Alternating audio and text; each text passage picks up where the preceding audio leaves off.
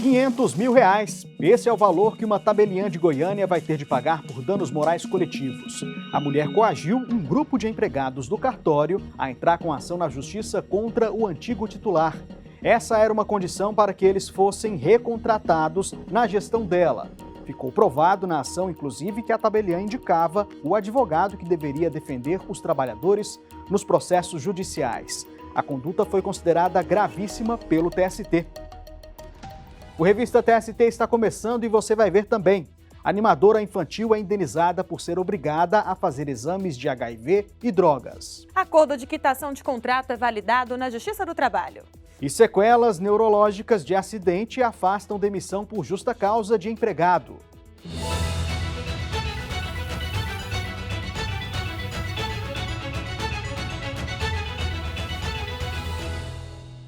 O Pleno do Tribunal Superior do Trabalho julgou a consolidação de jurisprudência e a definição de precedentes vinculantes.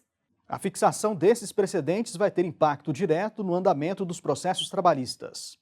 Para agilizar a tramitação dos processos e evitar decisões conflitantes, o Pleno do TST estabeleceu 21 teses jurídicas de caráter vinculante, nos casos julgados como incidentes de recursos de revista repetitivos.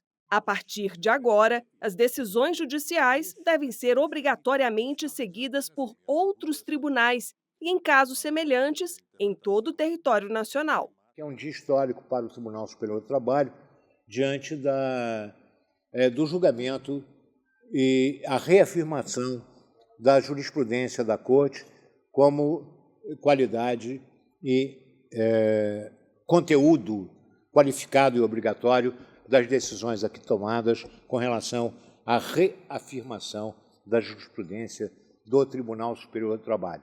Com a jurisprudência consolidada, direitos e deveres entre as partes ficam mais claros, o que evita divergências e garante a aplicação uniforme da lei com mais segurança jurídica.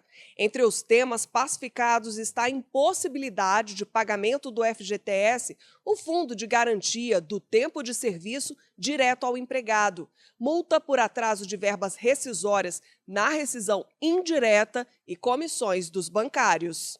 Outras teses vinculantes fixadas se referem à demissão da empregada gestante. Segundo o dispositivo, a validade do pedido está condicionada à assistência do sindicato profissional ou da autoridade local competente. Também foi incluído nesse rol a reversão de justa causa por acusação de improbidade. Definiu-se que a mera imputação infundada de ato de desonestidade ao empregado não é suficiente para dar validade à dispensa por justa causa. A promoção por antiguidade também está entre as teses. Ficou estabelecido que, por aplicação do princípio da aptidão para a prova, é do empregador o ônus de provar que o empregado não satisfez algum dos requisitos necessários para a concessão de promoções por antiguidade. Nós estamos fazendo uma mudança de paradigma, de modo que as decisões dessa Corte tenham qualificação, tenham qualidade e tenham conteúdo obrigatório.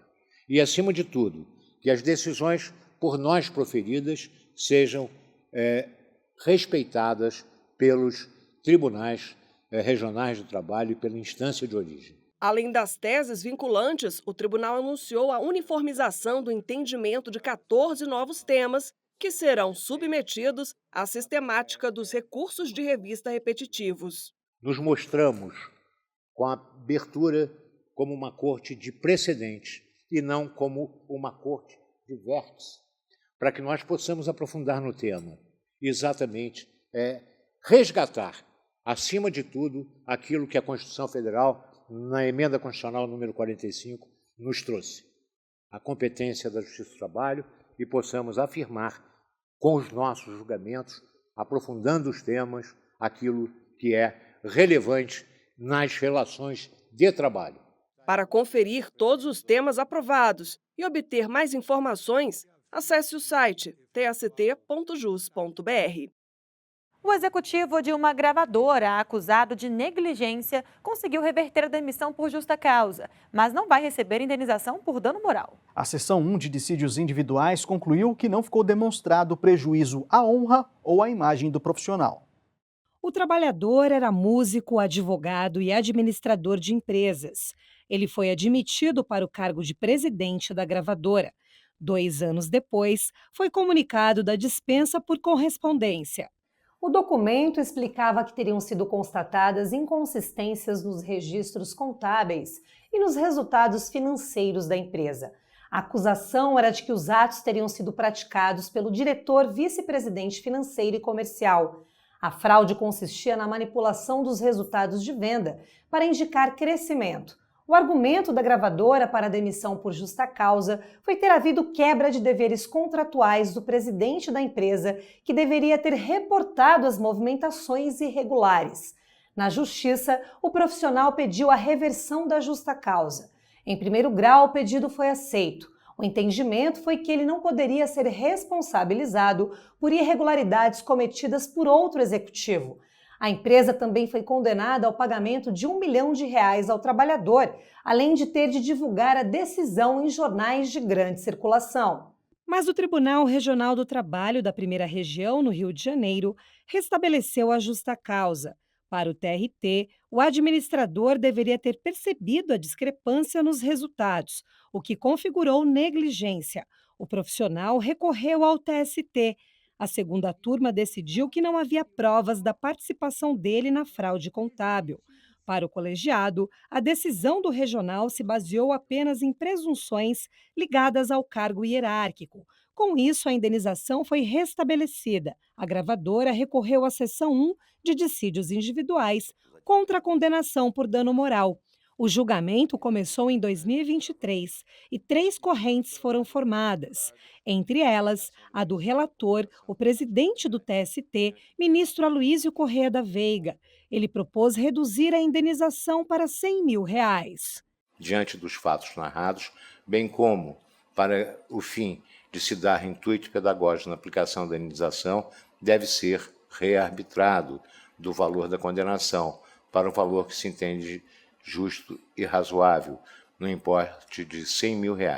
O julgamento foi suspenso após o ministro Breno Medeiros pedir vista regimental. Em uma nova sessão, ele destacou que a justa causa se deu por negligência e não por improbidade. Ele explicou que, nesses casos, o dano moral não é automático e precisa ser comprovado. Essa Corte tem jurisprudência no sentido de ser devido o pagamento de indenização por dano moral somente, e aí eu grifo aqui, somente nos casos de reversão da justa causa pela imputação de ato de improbidade. A discussão dividiu o colegiado. Em outra sessão, alguns integrantes defenderam a indenização parcial, enquanto outros votaram pela manutenção do valor original.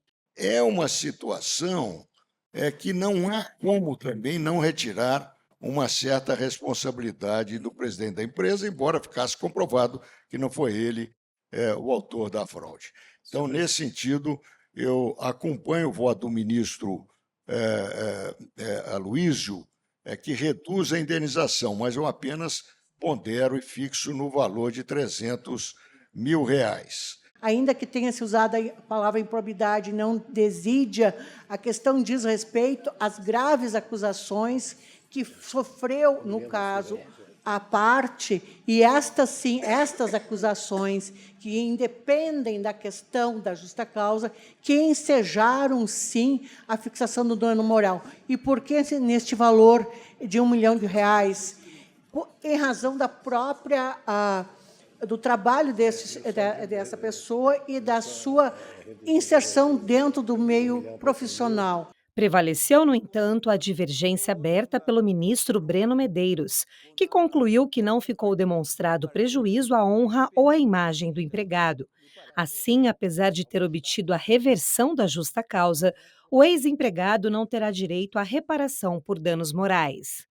No próximo bloco, exames médicos são comuns na hora da contratação, mas a exigência de testes de doenças pode gerar estigmas ou preconceitos para algumas pessoas. Vamos mostrar o caso de uma animadora infantil que conseguiu reparação após ter sido obrigada a fazer o exame de HIV para ser contratada.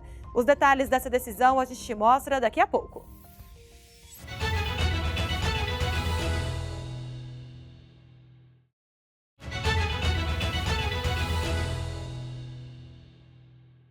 A sexta turma rejeitou o recurso de uma tabeliã de Goiânia, condenada por coagir empregados a ajuizar ações trabalhistas contra o antigo titular do cartório. Para o colegiado, o valor da indenização por danos morais coletivos fixado em R$ 500 mil é compatível com a gravidade da conduta praticada. A repórter Larissa Batista está conosco e traz mais informações sobre esse julgamento. Oi, Larissa.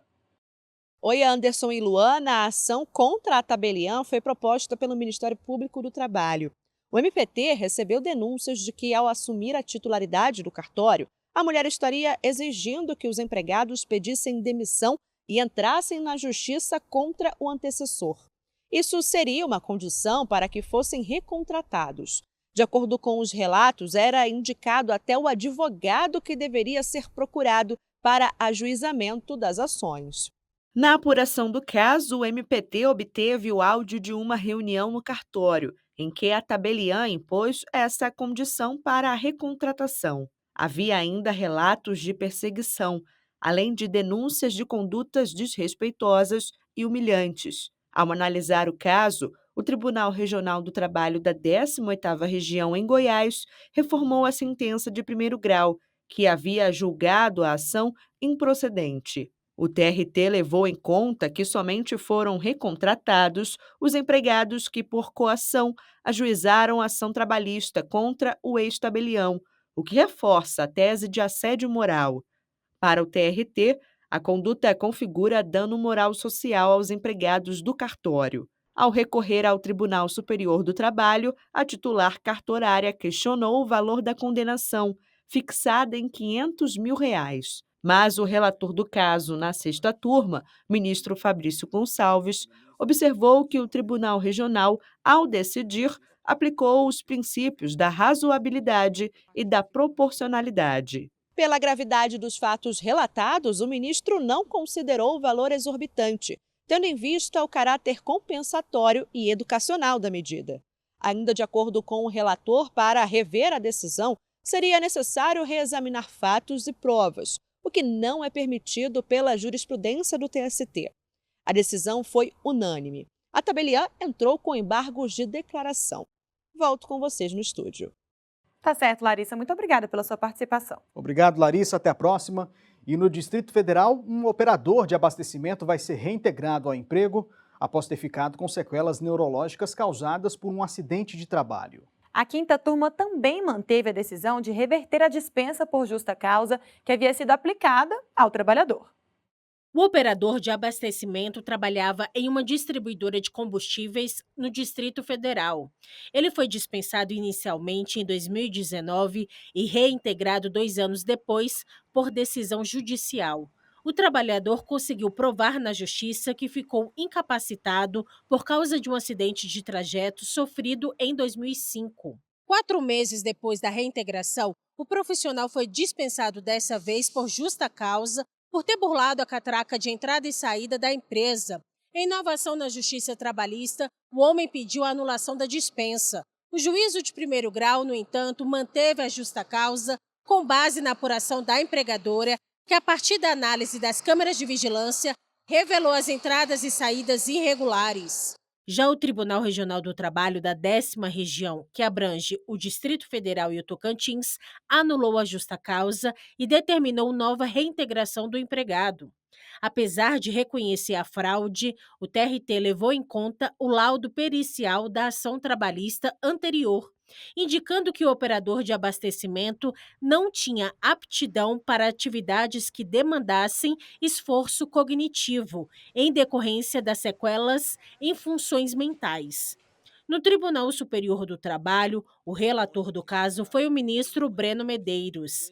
O ministro analisou que a burla da catraca foi comprovada, o que, em situações normais, autorizaria a justa causa diante da quebra de confiança. Apesar disso, segundo o relator, como a justa causa é a pena máxima, o exame da conduta do empregado deve levar em conta diversos fatores, entre eles o estado de discernimento. Nesse ponto, o ministro Breno Medeiros lembrou que, de acordo com o laudo pericial, o profissional estava na fase de transtorno cognitivo leve e a próxima seria de demência. A decisão foi unânime. A empregadora entrou com embargos de declaração ainda não analisados. Uma animadora infantil deve ser indenizada após ter sofrido assédio moral, além de ter sido obrigada a fazer exames de HIV e de uso de drogas para ser contratada. Ela trabalhava em cruzeiros marítimos. A terceira turma considerou que a exigência dos exames é discriminatória e que o assédio se tornou ainda mais grave por questões de gênero. Quem traz os detalhes desse caso para a gente é o repórter Rossini Gomes. Oi, Rossini. Oi, Luana, Anderson. A reclamação trabalhista envolve duas empresas. A animadora infantil trabalhou para as companhias por pouco mais de 6 meses e acusou os empregadores de violar direitos ao exigir exames de HIV e de uso de drogas, além de comprovantes de antecedentes criminais. A profissional considerou que as exigências não tinham relação com o cargo para o qual ela foi contratada e disse também que era frequentemente ofendida pelo chefe, com expressões que revelavam preconceito de gênero. Esses xingamentos ocorriam na frente de tripulantes e de passageiros, inclusive de crianças. A trabalhadora relatou ainda que chegou a reportar a situação aos superiores, mas nenhuma providência foi tomada. O juízo de primeiro grau rejeitou os pedidos de indenização. No Tribunal Regional do Trabalho da 9ª Região, no Paraná, a sentença foi reformada. O TRT levou em consideração o depoimento de uma testemunha que trabalhava na mesma função e que confirmou a postura do chefe. Com isso, as empresas foram condenadas a pagar R$ 2.000 por dano moral. Já a indenização pela exigência dos exames toxicológicos e de HIV foi negada. O regional entendeu que toda a tripulação se submeteu à testagem, atendendo ao princípio da preservação da saúde. No Tribunal Superior do Trabalho, o recurso da trabalhadora ficou sob a relatoria do ministro Maurício Godinho Delgado, que integrava a terceira turma. Ele destacou uma lei brasileira de 1995 que proíbe a adoção de qualquer prática discriminatória e limitativa de acesso ao trabalho, e uma portaria do governo federal que também impede a exigência de teste para a detecção do vírus HIV. Para o relator, a obrigatoriedade do teste de sorologia decorre da estigmatização da pessoa que possui o vírus HIV, que infelizmente ainda repercute na sociedade e, em particular, no mundo do trabalho. Circunstância que caracteriza ato discriminatório ou abuso de direito do empregador e afronta a intimidade, a vida privada e a dignidade do trabalhador, ensejando, portanto, o direito à indenização. Eu estou dando provimento ao apelo porque ficou bastante claro, no contexto do acordo regional, a existência da discriminação com relação à mulher trabalhadora. No caso do assédio moral, o ministro ressaltou o protocolo para julgamento com perspectiva de gênero do Conselho Nacional de Justiça e normas internacionais que têm o objetivo de evitar tratamento diferente e injusto contra mulheres. Em seguida, o ministro também apontou que outros elementos que compõem o assédio moral são a discriminação específica pela condição feminina e o fato de o ofensor exercer cargo de chefia. Por isso, aumentou a indenização para R$ 30.000. Para ele, manter o que chamou de valores ínfimos contribuiria para a naturalização da prática. O voto foi seguido pelos demais ministros da terceira turma. As empresas entraram com recurso extraordinário. Luana, Anderson, é com vocês aí no estúdio. Muito obrigada, Rossini, pelas informações dessa decisão da terceira turma e até a próxima. Bom, o carnaval está chegando, mas o TST não vai deixar de funcionar. Durante o período, o tribunal contará com equipes no plantão judiciário. Os casos de urgência vão ser analisados pela presidência da corte. Para mais informações sobre o atendimento, aponte a câmera para o QR Code que aparece na tela. E veja a seguir, a sede do Tribunal Superior do Trabalho está em Brasília. A capital planejada por Oscar Niemeyer é um museu a céu aberto. E esse clima artístico também é refletido dentro dos prédios. No TST, trabalho e arte se conectam. O acervo é digno de uma galeria. Bateu curiosidade? A gente mostra em detalhes telas e esculturas espalhadas pelo tribunal. É já já!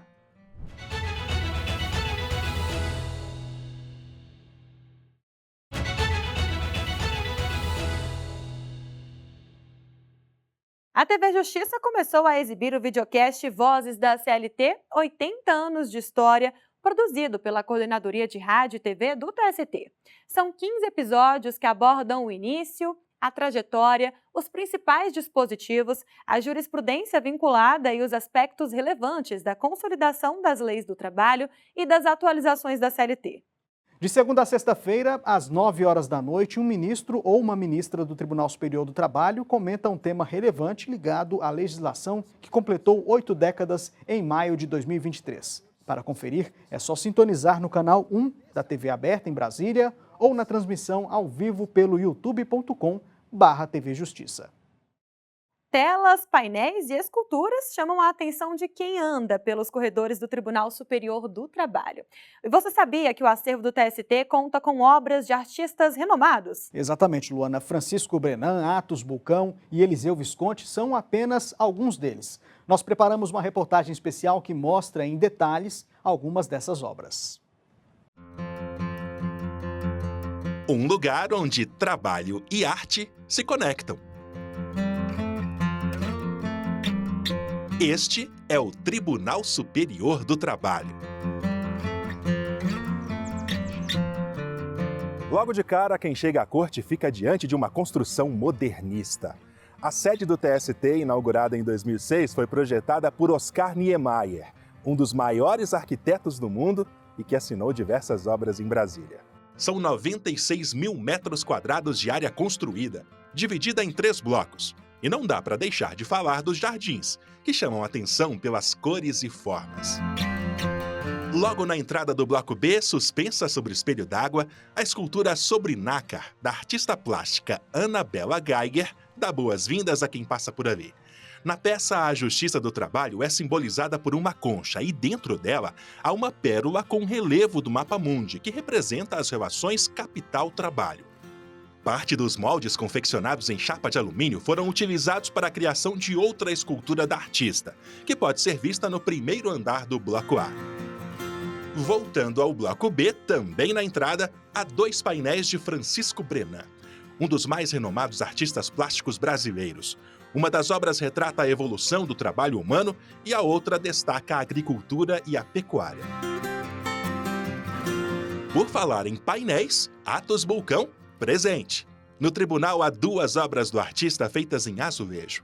Um painel na sala de togas e outro na entrada do plenário Arnaldo Susequinte, ambos de 2011. A escolha da localização dos painéis foi minuciosa. Como aqui era uma sala mais, digamos, formal, reservada, e ainda chegamos aqui e encontramos esse carpete azul, então foi escolhido colocar ele aqui exatamente porque o Atos era uma pessoa que não só ele fazia a obra de integração de arte na arquitetura, mas ele também fazia o estudo de cores do local. Então, casou perfeitamente com o que ele possivelmente indicaria que fosse feito. E o outro, porque o amarelo e o laranja são cores vivas e fortes, né? E alegres, que ficasse nessa entrada, nesse lugar onde se decidem coisas importantes, para ter uma leveza e uma alegria. Azulejos também fazem parte do trabalho do artista visual Toninho Eusébio. Ele é autor do painel Evolução Cidadã. Localizada no primeiro andar do bloco B, a obra retrata uma criança em 6 fases do próprio desenvolvimento social, um símbolo da luta contra o trabalho infantil.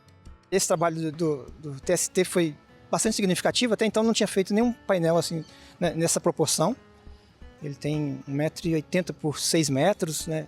E a técnica que a gente usou ali, no caso, eu fiz o desenho, depois que é aprovado, a gente imprimiu um tipo de trabalho que é UV, ou a impressão UV.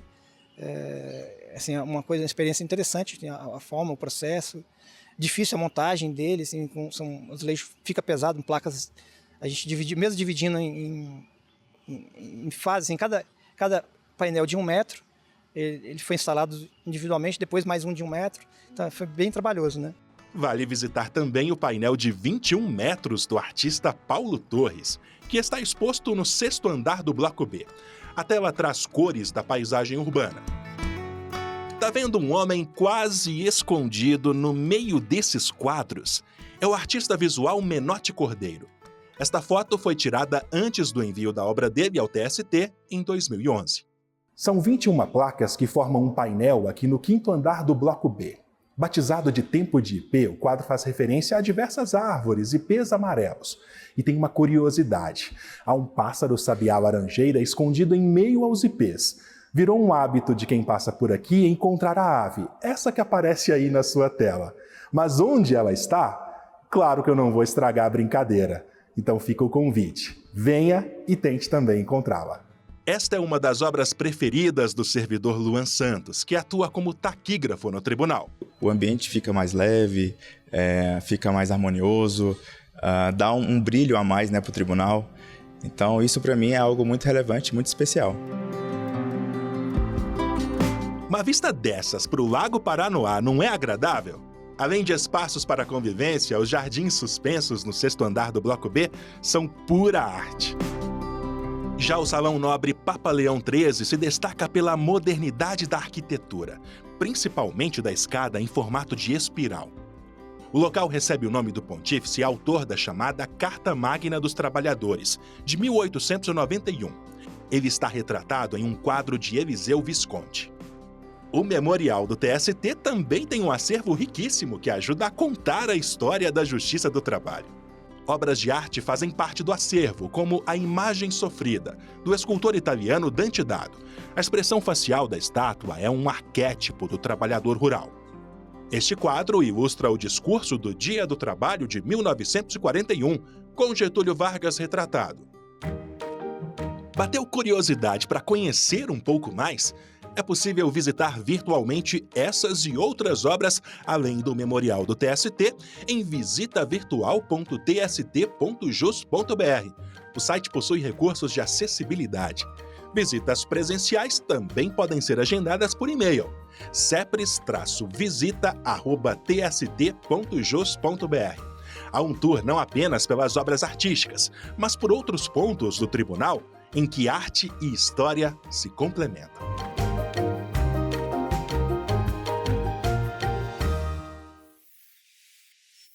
Bom, por hoje a gente fica por aqui. Não se esqueça que temos um encontro marcado na semana que vem. Até lá!